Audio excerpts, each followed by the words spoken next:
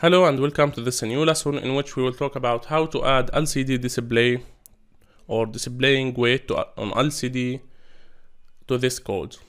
First, go to File, Examples, Liquid Crystal, then Hello World or Display. Go with Hello World. Okay. Now this is the code for the LCD display.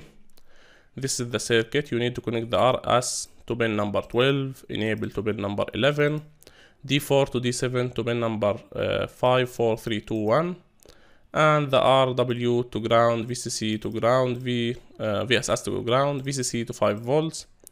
And as you can see, all of these lines are explaining the connection. Now, next you can go and include this library and define this constant. I won't do this. I will just copy these and paste them in my code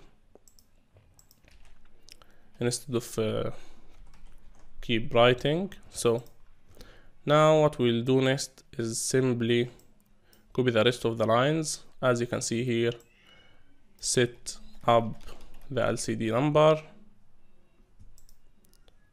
Let's go here and paste this in the setup area. Now if you click verify, you will see that there is no problems at all. Then go to the loop, set the cursor to column 0, line 1. This sentence will set the cursor and this sentence will help you print.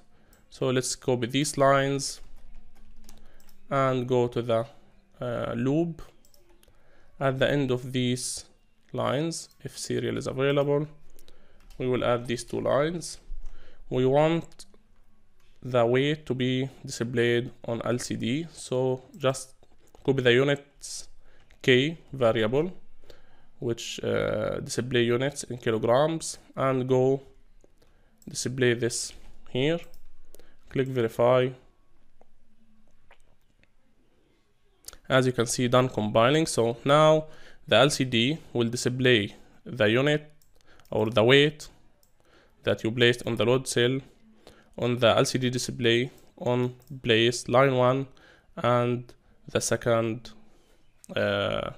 begins with 0. So line 1 is the second row, so this units will be displayed on the second row and the counting will start with 0.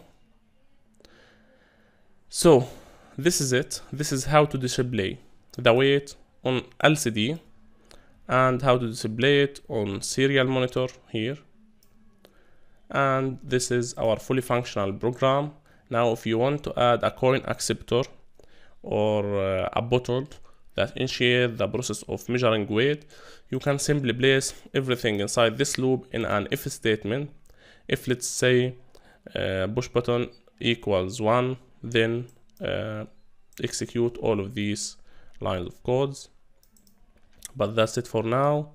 If you want to print anything else, you can simply change the cursor position and print it.